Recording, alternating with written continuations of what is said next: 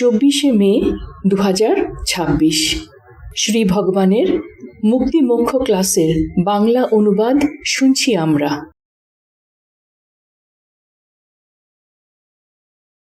আজকের প্রথম প্রশ্ন, কৃতজ্ঞতার স্থিতি কি? যখন আমরা সত্যি সত্যি কৃতজ্ঞ হয়ে উঠি তখন আমাদের বহির্জগৎ কিভাবে বদলে যায়? এই প্রশ্নের উত্তরে শ্রী ভগবান বলেন, কৃতজ্ঞতার স্থিতি শুধুমাত্র বুদ্ধি দিয়ে বোঝা সম্ভব নয়। পিক স্টেট অর্থাৎ চৈতন্যের উচ্চ অবস্থায় কৃতজ্ঞতার প্রকৃত স্বরূপ বোঝা যায়, কারণ তখন টিচিং অর্থাৎ শিক্ষা প্রত্যক্ষ উপলব্ধিতে রূপান্তরিত হয়। পিক স্টেটে যখন স্বাভাবিক রূপে কৃতজ্ঞ স্থিতি চলে আসে তখন আপনি প্রত্যক্ষ রূপে অনুভব করেন এই স্থিতি আপনার মস্তিষ্ক, আপনার শরীর এবং অন্যদের সঙ্গে আপনার সংযোগ ও সম্পর্কের উপর কী রকম প্রভাব বিস্তার করে। কৃতজ্ঞতার স্থিতি কেন এত শক্তিশালী সেটাও আপনি অনুভব করেন, কারণ এরপর আপনার জীবনে চমৎকার ঘটে। এই প্রত্যক্ষ অভিজ্ঞতা না হওয়া পর্যন্ত টিচিংসগুলি আপনাকে সেই অভিজ্ঞতা লাভের জন্য প্রস্তুত করে তুলতে পারে, কিন্তু পিক স্টেটে আপনি শুধুমাত্র কৃতজ্ঞ স্থিতি অনুভব করেন না, আপনি এটিকে ঘটতে দেখেন এবং এর সত্যকে সরাসরি নিজের অভিজ্ঞতার মাধ্যমে অনুভব করেন।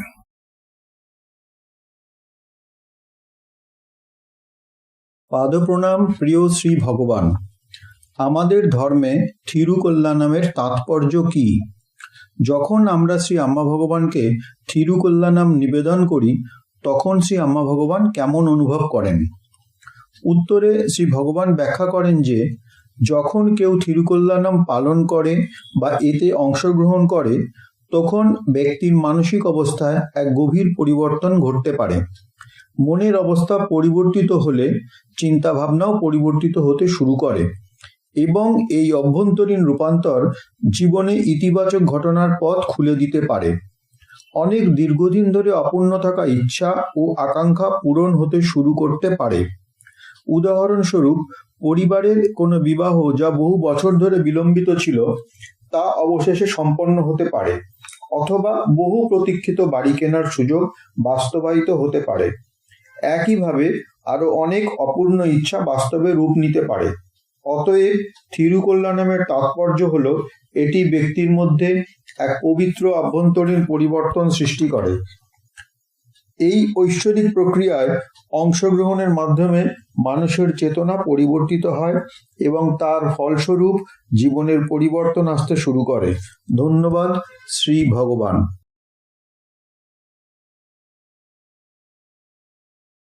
পরবর্তী প্রশ্ন, পাদপ্রণাম প্রিয় শ্রী ভগবান। বলা হয় বিশ্বাস পর্বত সরিয়ে দিতে পারে, বিশ্বাস কৃপাকে ত্বরান্বিত করে। কিভাবে একজন দৃঢ় বিশ্বাস গড়ে তুলতে পারে? বিশ্বাস ও মতবিশ্বাসের মধ্যে পার্থক্য কি? উত্তরে শ্রী ভগবান বলছেন, মতবিশ্বাস বা ধারণা মনের দ্বারা গঠিত হয়। আমরা যা শুনি, আলোচনা করি বা যুক্তির মাধ্যমে যে সিদ্ধান্তে পৌঁছই তার ভিত্তিতে একটি প্রত্যক্ষ অভিজ্ঞতার ওপর নির্ভর করে না। যতক্ষণ না কেউ পিক স্টেটে প্রবেশ করছে ততক্ষণ সে মূলত বিলিফের দ্বারা পরিচালিত হয়। অন্যদের অলৌকিক অভিজ্ঞতা বা দিব্য পরিস্থিতির কথা শুনে বিশ্বাস করে, কিন্তু ফেথ বা প্রকৃত বিশ্বাস জন্ম নেয় প্রত্যক্ষ অভিজ্ঞতা থেকে। পিক স্টেটে একজন ব্যক্তি উচ্চতর স্তরে সরাসরি আম্মা ভগবানের সঙ্গে সাক্ষাৎ করে এবং সত্যকে নিজের অভিজ্ঞতায় উপলব্ধি করে। তখন বিলিফ বিলীন হয়ে যায়, অটল ফেথে রূপান্তরিত হয়। সেই অবস্থায় গভীর সত্যগুলি স্পষ্ট হয়ে ওঠে।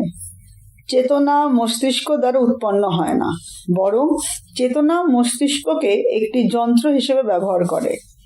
তখন ব্যক্তি মহাবিশ্ব, সময় ও স্থানের গভীর প্রকৃতিকেও উপলব্ধি করতে পারে এবং বুঝতে পারে যে এগুলি শেষ পর্যন্ত এক প্রকার মায়া বা মানসিক নির্মাণ। প্রকৃত ও দৃঢ় ফেথ গড়ে তুলতে হলে একজনকে পিক স্টেটে পৌঁছে দিব্য সত্তার প্রত্যক্ষ অভিজ্ঞতার লাভ করতে হবে। তখন সবকিছু নিজের উপলব্ধির মাধ্যমে পরিষ্কার হয়ে যায়। ধন্যবাদ শ্রী ভগবান।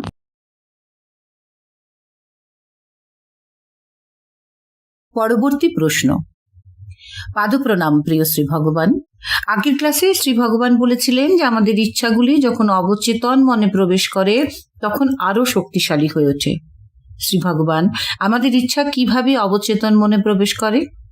ধন্যবাদ প্রিয় শ্রী ভগবান।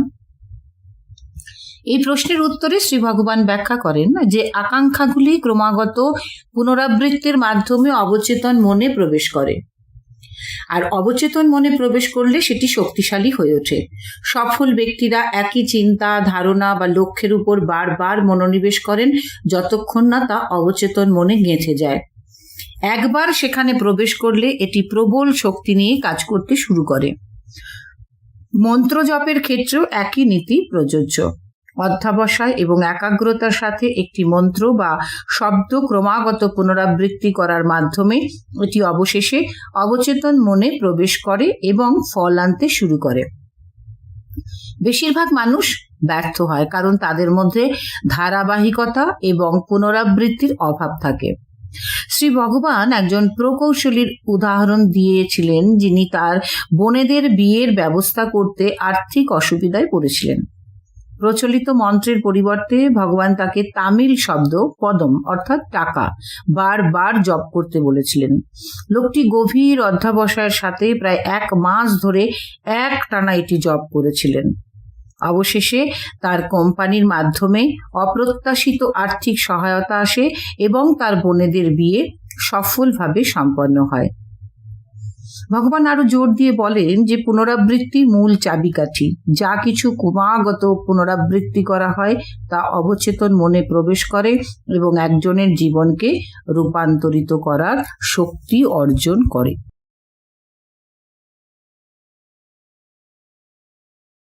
পরবর্তী প্রশ্ন। পাদপ্রণাম প্রিয় শ্রী ভগবান, আগামী মাসে সত্যলোকে যে সহস্রনাম হোমা অনুষ্ঠিত হবে তার তাৎপর্য ও গুরুত্ব কি? এই হোমা থেকে আমরা কি বিশেষ উপহার আশা করতে পারি?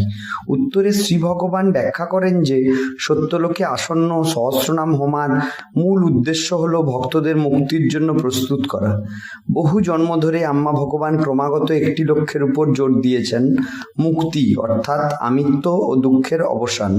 বছরের পর বছর ধরে জ্ঞান, হোমা, পূজা এবং আধ্যাত্মিক প্রক্রিয়ার মাধ্যমে ভক্তদের অন্তর্জগৎকে ধীরে ধীরে প্রস্তুত করা হয়েছে। এখন পরবর্তী পদক্ষেপ হলো মানুষকে উচ্চ চৈতন্য স্থিতিতে নিয়ে যাওয়া, যা হলো চেতনার এক উচ্চতর স্থিতি যেখানে আম্মা ভগবানের সাথে সংযোগ ঘটে অন্য জগতে, এই বাহ্যিক জগতের বাইরে। সেই উচ্চ চৈতন্য স্থিতিতে অসাধারণ আধ্যাত্মিক অভিজ্ঞতা এবং গভীরতর সত্যের সরাসরি উপলব্ধি ঘটে। তাই ভবিষ্যতেরও সমস্ত হোমযজ্ঞ এবং আধ্যাত্মিক অনুষ্ঠানের প্রধান উদ্দেশ্য হল ভক্তদের এই উচ্চ চৈতন্য স্থিতি এবং অবশেষে মুক্তির জন্য প্রস্তুত করা। শ্রী ভগবান ভক্তদের মুক্তি লাভের জন্য দৃঢ়ভাবে সংকল্প গ্রহণ করার কথাও স্মরণ করিয়ে দেন, কারণ কেবল তখনই মানব জীবন তার প্রকৃত উদ্দেশ্য ও পরিপূর্ণতা লাভ করতে পারবে।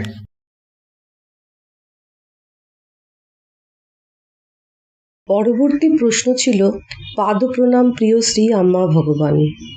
অবতার আম্মা ভগবান, পরমাত্মা আম্মা ভগবান এবং পুরুষোত্তম আম্মা ভগবানের মধ্যে পার্থক্য কি? ধন্যবাদ শ্রী ভগবান। ভগবান বলছেন, পুরুষোত্তম আম্মা ভগবান বলতে আম্মা ভগবানের সেই শারীরিক রূপকে বোঝায় যে রূপ ভৌত জগতে উপস্থিত থেকে শারীরিক দেহের মাধ্যমে মানুষের সঙ্গে সম্পর্ক স্থাপন করে। অবতার আম্মা ভগবান বলতে সেই দিব্য প্রকাশকে বোঝায় যা উচ্চতর লোক বা স্তর থেকে কার্য করে। সাধারণভাবে মানুষ যেমন অবতারকে বোঝে, এটি কেবল ভৌত জগতের মধ্যে সীমাবদ্ধ নয়। এই অবতার সূক্ষ্মতর অস্তিত্বের স্তর থেকে উদ্ভূত হয়ে কার্য পরিচালনা করেন। পরমাত্মা আম্মা ভগবান হলেন সর্বোচ্চ দিব্য চেতনা বিশুদ্ধ জ্যোতি স্বরূপ, সেই অনন্ত পরম জ্যোতি যা আদিকাল থেকেই বিদ্যমান। এই সর্বোচ্চ পরমাত্মা অবস্থান থেকেই দিব্য সত্তা উচ্চতর লোকসমূহে অবতার আম্মা ভগবান রূপে প্রকাশিত হন। এরপর ভূলোকে কার্য সম্পাদনের জন্য তিনি পুরুষোত্তম আম্মা ভগবান রূপে শারীরিক অবতার রূপে গ্রহণ করতে পারেন। ধন্যবাদ শ্রী ভগবান।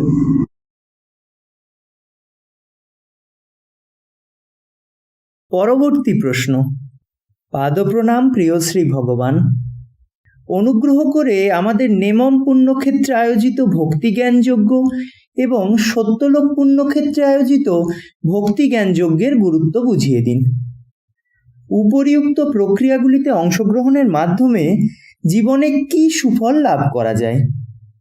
এই প্রশ্নের উত্তরে শ্রী ভগবান বলছেন, নেমম এবং সত্যলোকে আয়োজিত ভক্তি জ্ঞান যজ্ঞের উদ্দেশ্য ভক্তদের উচ্চতম চৈতন্য স্থিতি লাভের জন্য প্রস্তুত করা।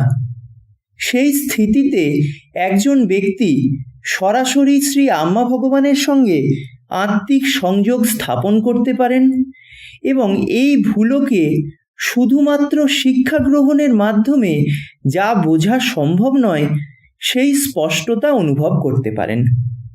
উচ্চতর আধ্যাত্মিক প্রগতি এবং মুক্তিস্থিতি লাভের জন্য যে গভীরতর অভিজ্ঞতা দরকার, এই প্রক্রিয়াগুলি ভক্তদের তা পেতে সাহায্য করে। তাই এগুলির প্রকৃত উদ্দেশ্য হল আগ্রহী ভক্তদের মুক্তির পথে এগিয়ে নিয়ে যাওয়া।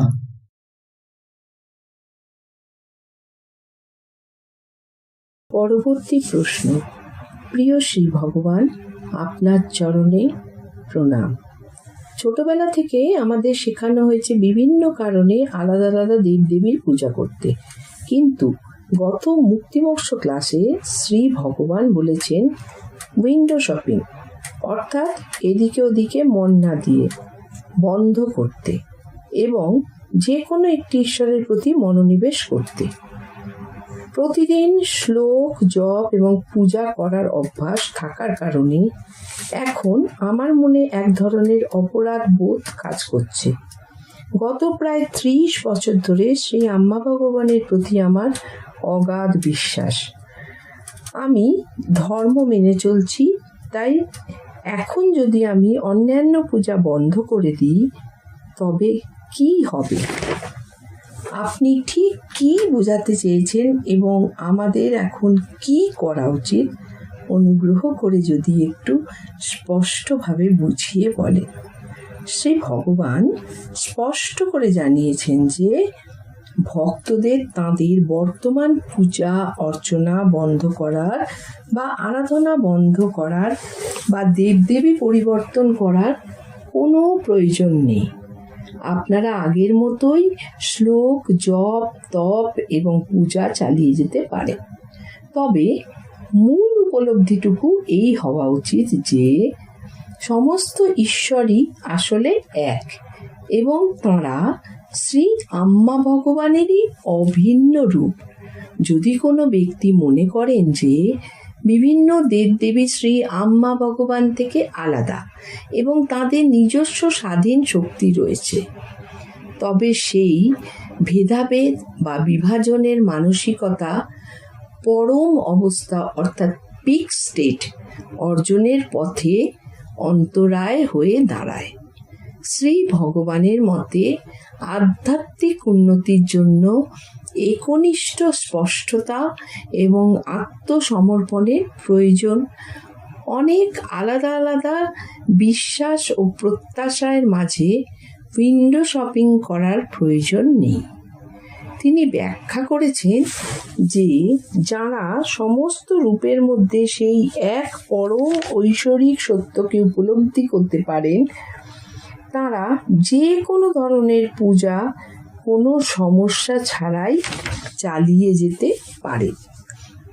কিন্তু যাদের বোধ বা বোঝার মধ্যে এই বিভাজন থেকে থাকে, যে যারা হয়তো সর্বোচ্চ আধ্যাত্মিক অবস্থা বা মোক্ষ লাভ করতে পারবেন না, তাই এই শিক্ষাটি অন্য দেবদেবীকে বর্জন করার বিষয় নয়, বরং ঈশ্বরের সমস্ত রূপের অন্তরালে লুকিয়ে থাকা সেই একাত্মের উপলব্ধি করার বিষয়।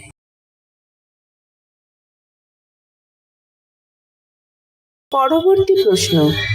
পাদপ্রণাম আমার প্রিয় শ্রী ভগবান, দুটি শিক্ষা রয়েছে। তোমার চিন্তা তোমার নয় এবং প্রত্যেক চিন্তা, বাক্য ও কর্মের একটি পরিণতি আছে। যদি চিন্তাগুলো আমাদের না হয় তাহলে পরিণতি কিভাবে সৃষ্টি হয়? এই প্রশ্নের উত্তরে শ্রী ভগবান বলেছেন, এটি বুদ্ধি দিয়ে বোঝা সম্ভব নয়। এটি কেবল পিক স্টেটে প্রত্যক্ষ অভিজ্ঞতার মাধ্যমে উপলব্ধি করা যায়। সেই অবস্থায় মানুষ সত্যিই দেখতে পায় কিভাবে চিন্তাগুলো উদয় হচ্ছে এবং নিজের মধ্যে প্রবেশ করছে, সঙ্গে তাদের পরিণতিও আসছে। যেমন মস্তিষ্ক চেতনাকে সৃষ্টি করে না, বরং শুধু গ্রহণ করে, তেমনি চিন্তাগুলিও বাইরে থেকে আসে এবং গ্রহণ করা হয়। শুধুমাত্র প্রত্যক্ষ উপলব্ধির মাধ্যমেই স্বচ্ছতা আসে। তাই মূল গুরুত্ব হওয়া উচিত ধর্মে পরিকল্পিত বিভিন্ন প্রোগ্রামের মাধ্যমে পিক স্টেটে প্রবেশ করার উপর। ভগবান বললেন, বহু আন্তরিক অংশগ্রহণকারী ইতিমধ্যেই অসাধারণ অবস্থায় প্রবেশ করেছেন, অর্থাৎ পিক স্টেটে প্রবেশ করেছেন, এবং একই রূপান্তর সবার জীবনেই ঘটতে পারে।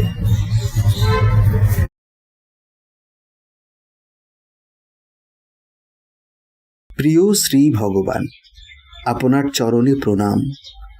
সব সমস্যার আসল কারণ কি? এর উত্তরে প্রিয় শ্রী ভগবান বলেন, সব সমস্যার আসল কারণ হলো আমাদের ভেতরের শিশুটি, অর্থাৎ মনস্তাত্ত্বিক সত্তা বা অহং, ইগো। শ্রী ভগবানের মতে এই আভ্যন্তরীণ শিশুটি অতীতের সমস্ত সংস্কার, ইমপ্রেশনস, বেদনা, কর্ম এবং কন্ডিশনিং, সাংস্কৃতিক মানসিকতা বহন করে, এবং এটি সমস্ত কষ্ট ও দ্বন্দ্বের উৎস হয়ে ওঠে। যদিও প্রতিটি নবজাতকই এনলাইটেন্ড বা জ্ঞানালোকিত হয়ে জন্মায়, তবে ধীরে ধীরে এই মনস্তাত্ত্বিক সত্তার উত্থান বিচ্ছেদ এবং কষ্টের কারণ হয়ে দাঁড়ায়। সর্বোচ্চ চেতনা স্তরে, পিক স্টেটে পৌঁছলে একজন মানুষ সরাসরি এই অভ্যন্তরীণ শিশুটিকে অনুভব ও উপলব্ধি করতে পারেন এবং বুঝতে পারেন যে এটি সব সমস্যার মূল। MMY ক্লাসগুলোর উদ্দেশ্যই হলো সাধকদের এই সর্বোচ্চ চেতনা স্তরের জন্য প্রস্তুত করা এবং অহংকে, ইগোকে অতিক্রম করতে সাহায্য করা।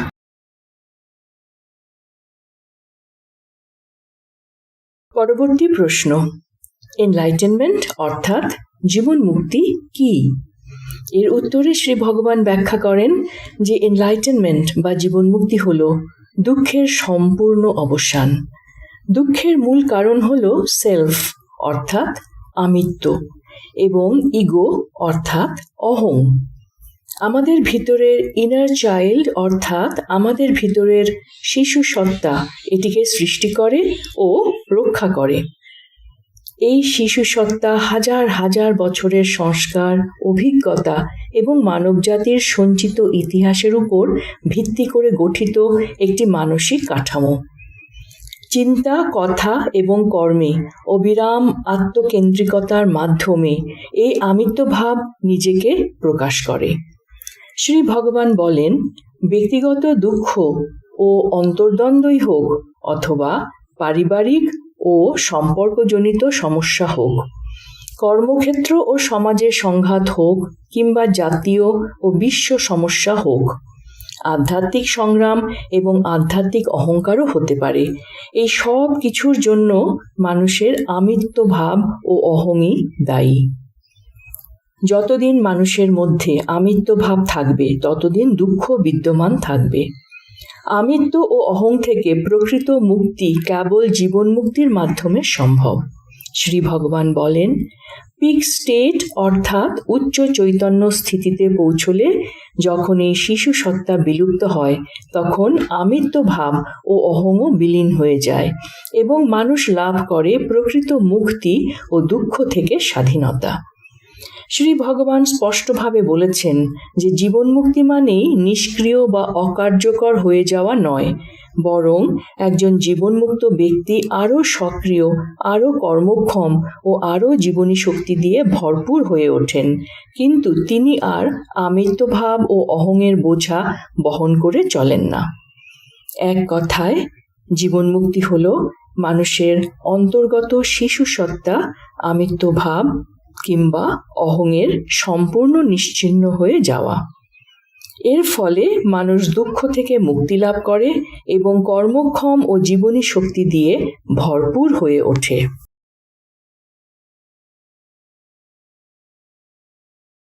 এর পরের প্রশ্নে শ্রী ভগবানকে জিজ্ঞেস করা হয়, এনলাইটেনমেন্ট অর্থাৎ জীবন মুক্তি কেন মাহাত্ম্যপূর্ণ? এই প্রশ্নের উত্তরে শ্রী ভগবান বলেন, জীবন মুক্তি এই জন্য মাহাত্ম্যপূর্ণ কারণ মুক্তি না পেলে মানুষ ভয় ও দুঃখ ভরা জীবন নিয়ে কোনো রকমে বেঁচে থাকে। শ্রী ভগবান বলেন, মানুষ তখনই সত্যি সত্যি বাঁচতে শুরু করে যখন মানুষের অভ্যন্তরীণ আত্মসর্বস্ব শিশুটি, যে সারাক্ষণ আমি আমি করছে, সেই অহংরূপী শিশুটি মিলিয়ে যায় এবং মানুষ মুক্তি লাভ করে। বিনা মুক্তির জীবন হলো শুধু বেঁচে থাকা, সত্যিকারের বাঁচা নয়। এই রকম জীবনে সর্বক্ষণ থাকে ভয়, বিশেষ করে মৃত্যু ভয়। ফলস্বরূপ তৈরি হয় জীবনের প্রতি অত্যধিক আসক্তি। মুক্তিপ্রাপ্ত মানুষের ভয় দূর হয়ে যায়। জীবনের প্রতি আসক্তি নয়, আসে প্রচণ্ড ভালোবাসা।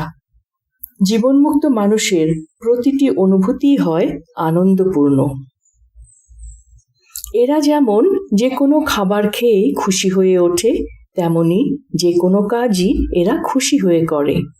প্রাত্যহিক রুটিন কাজই হোক অথবা প্রতিদিনের এক্সারসাইজ কিংবা প্রকৃতির সঙ্গে সময় কাটানো, সব কিছুই এদের আনন্দ দেয়। জীবনমুক্ত মানুষের পারস্পরিক সম্পর্ক খুব ভালো থাকে। জীবনমুক্ত মানুষেরা জীবন থেকে পালিয়ে যায় না, বরং জীবনকে এরা পুরোপুরি অনুভব করে, জীবনকে এরা ভালোবাসে। এই সূত্রে শ্রী ভগবান সন্ত, সাধু সন্ত এবং জ্ঞানী পুরুষের তুলনামূলক আলোচনা করেছেন। শ্রী ভগবান বলছেন, আমাদের সাধু অথবা সন্ত হওয়ার দরকার নেই, আমরা বিচক্ষণ ঋষি সদৃশ হলেই যথেষ্ট। রমনা মহারিষির উদাহরণ দিয়ে শ্রী ভগবান এই তফাৎটি আমাদের বুঝিয়েছেন। রমনা মহারিষি খেতে খুব ভালোবাসতেন, উনি হাঁটতেও ভালোবাসতেন। ওনার একটি পা খোঁড়া ছিল। কিছু দুষ্কৃতিকারী ওনার আশ্রমে চুরি করতে এসে ওনাকে ঘায়েল করে যায়। তা সত্ত্বেও রমনা মহারিষি প্রতিদিন পাহাড়ে 10-12 কিলোমিটার হেঁটে বেড়াতেন।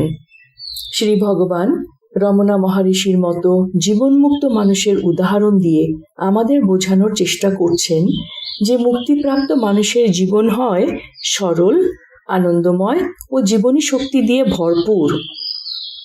শ্রী ভগবান বলছেন, যে কোনো সমস্যা, তা ব্যক্তিগত হোক কিংবা সামাজিক, শুরু হয় আমিত্ব ভাব, অর্থাৎ আমিত্ব ভাব বা অহং থেকে। যতক্ষণ মানুষের ভিতর এই আমিত্ব বা অহংভাব থাকবে, ততক্ষণ মতবিরোধ, লড়াই, সংঘর্ষ ও দুঃখও থাকবে। এই সমস্যার সমাধান হল মানবজাতির চৈতন্যের উত্তরণ, যা মুক্তি দ্বারা সম্ভব। জীবন মুক্তি হল অহং থেকে মুক্তি লাভ, আমিত্ব ভাব থেকে মুক্তি লাভ। কিন্তু মুক্তি লাভের চেষ্টাও হলো আত্ম বা অহংয়েরই নামান্তর। কারণ আমি মুক্তি লাভের চেষ্টা করছি বলা মানে আমার আমিত্ব বা অহং রয়ে গেছে। নিজেকে নিঃস্বার্থ ভাবা অর্থাৎ আমি নিঃস্বার্থ, এইটিও আমিত্ব, অহং অথবা স্বার্থের আরেকটি সূক্ষ্ম খেলা। পরিশেষে বলা যায় শ্রী ভগবান বলছেন জীবন মুক্তি প্রয়োজন, কারণ জীবন মুক্তি মানুষকে নিয়ে যায় ভয় ও দুঃখের অতীত এক আনন্দময় ভরপুর জীবনী শক্তি ও স্বাধীনতার পথে। মুক্তি না পাওয়া ব্যক্তি এবং মুক্তি না পাওয়া ব্যক্তি সমষ্টির সমাজ সংঘর্ষ ও অসন্তোষের জীবন যাপন করে।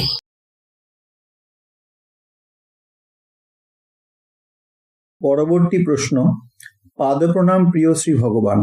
সাধারণত আমরা জ্ঞান প্রাপ্তির লাভের জন্য কোন কোন পর্যায়ের মধ্য দিয়ে যাই?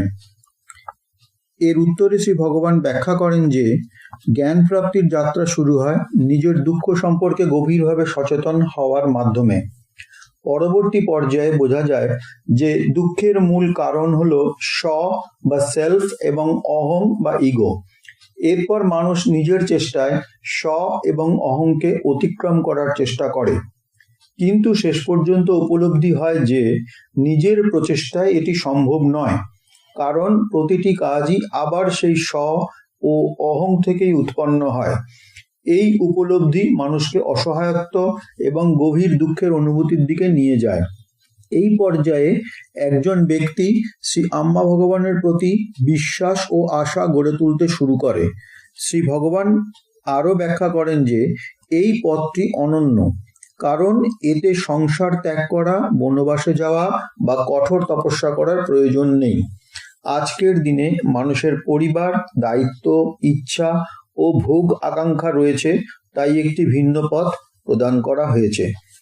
শ্রী ভগবানের মতে পর্যায়সমূহ হল দুঃখ সম্পর্কে সচেতন হওয়া, দুঃখের কারণ সম্পর্কে সচেতন হওয়া, স্ব এবং অহং। নিজের চেষ্টায় অহংকে শেষ করা সম্ভব নয় তা উপলব্ধি করা, আম্মা ভগবানের প্রতি বিশ্বাস ও আশা গড়ে তোলা, ঐশ্বরিক প্রক্রিয়ার মাধ্যমে একটি চূড়ান্ত অবস্থায় নিয়ে যাওয়া। এই চূড়ান্ত অবস্থায় মানুষ সরাসরি আম্মা ভগবানের অভিজ্ঞতা লাভ করে এবং উচ্চতর অস্তিত্বের স্তর উপলব্ধি করতে পারে। ঈশ্বর সম্পর্কে সকল সন্দেহ দূর হয়ে যায় এবং নিজের গভীরতম প্রশ্নগুলোর উত্তর সরাসরি অভিজ্ঞতার মাধ্যমে পাওয়া যায়। এরপর ঐশ্বরিক কার্য শুরু হয়। শ্রী ভগবান ব্যাখ্যা করেন যে ঐশ্বরিক দল এবং উচ্চতর সত্তাগণ ব্যক্তির উপর সূক্ষ্ম আধ্যাত্মিক সার্জারির মাধ্যমে কাজ করেন, যা 7টি কোষের মধ্য দিয়ে ঘটে। অন্নময় কোষ, শারীরিক দেহ এবং প্রতিটি কোষ, প্রাণময় কোষ, প্রাণশক্তির দেহ, চক্র ও কুণ্ডলিনী, কর্মময় কোষ, সঞ্চিত কর্মের ছাপ, মনোময় কোষ, মন ও তার সংস্কার, জ্ঞানময় কোষ, ভ্রান্ত জ্ঞান ও ভুল ধারণা, বিজ্ঞানময় কোষ, আধ্যাত্মিক ভ্রান্তি ও ভুল আধ্যাত্মিক বোঝাপড়া, আনন্দময় কোষ, আনন্দময় দেহ যা জাগ্রত ও সক্রিয় হতে হয়। এই ঐশ্বরিক রূপান্তরের মাধ্যমে অন্তরের শিশু বা ইনার চাইল্ড, যা দুঃখ ও মানসিক সংঘাতের উৎস, তার সমাপ্তি ঘটে। যখন স্ব ও অহং বিলীন হয়ে যায়, তখন সরাসরি জীবনের অভিজ্ঞতার মাধ্যমে বোঝা যায় যে কোনো অন্য নেই। প্রতিটি মানুষ, প্রতিটি প্রাণী এবং সমগ্র অস্তিত্বকে নিজেরই অংশ হিসাবে অনুভব করা হয়। শ্রী ভগবান আরও ব্যাখ্যা করেন যে এই অবস্থা হলো গভীর ঐক্য, আনন্দ এবং মহাবিশ্বের সঙ্গে একত্বের অবস্থা। অহং ব্রহ্মাস্মি বা আমি ব্রহ্ম, আমি মহাবিশ্ব এর উপলব্ধি। এই অবস্থায় প্রেম, আনন্দ এবং সবকিছুর সঙ্গে সংযুক্তি মানুষের স্থায়ী জীবন্ত বাস্তবতা হয়ে ওঠে। ধন্যবাদ শ্রী ভগবান।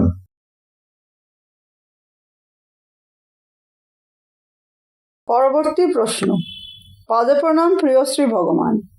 সাধারণত আলোকপ্রাপ্ত বা এনলাইটেড ব্যক্তিদের মধ্যে কি কি গুণ প্রকাশ পায়? উত্তরে শ্রী ভগবান বলছেন, জ্ঞানপ্রাপ্ত ব্যক্তিরা সাধারণত আনন্দময় এবং জীবনের প্রতি গভীরভাবে উপস্থিত থাকেন।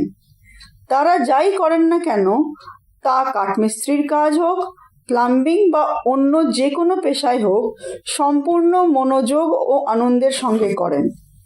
তারা প্রতিটি কাজ সচেতনতার সঙ্গে করেন। অন্যদের দুঃখ কষ্ট তাদের স্পর্শ করে, কিন্তু তবুও তারা অন্তরের আনন্দ, ভারসাম্য এবং বর্তমান মুহূর্তের প্রতি সম্পূর্ণ সচেতনতা নিয়ে জীবনযাপন করেন। ধন্যবাদ শ্রী ভগবান।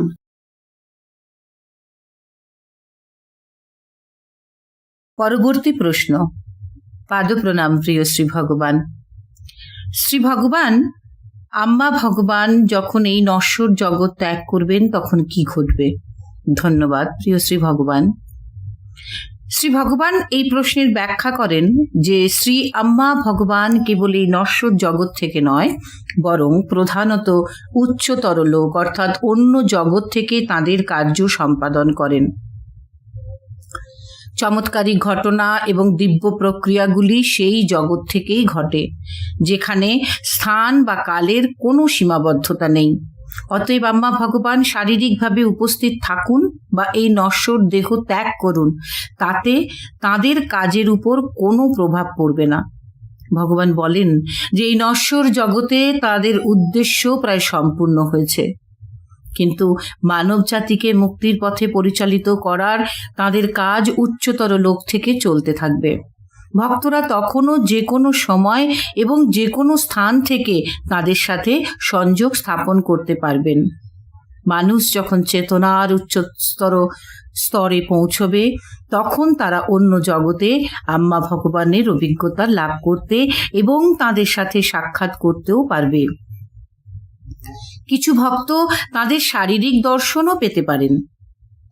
এইভাবে ভগবান জোর দিয়ে বলেন যে শারীরিক অস্তিত্ব নির্বিশেষে তাদের দিব্য উপস্থিতি, চমৎকারী ঘটনা এবং পথ প্রদর্শন নিরবিচ্ছিন্নভাবে চলতে থাকবে। ধন্যবাদ প্রিয় শ্রী ভগবান।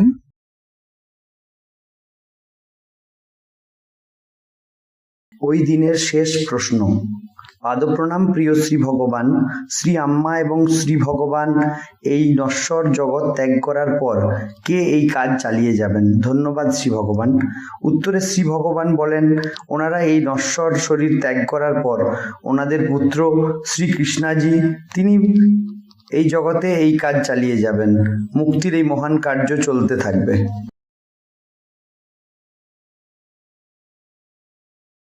শ্রী ভগবানের মুক্তি মুখ্য ক্লাসের বঙ্গানুবাদ এখানেই সমাপ্ত হলো। সকলকে নমস্কার, ধন্যবাদ। জয় শ্রী আম্মা ভগবান।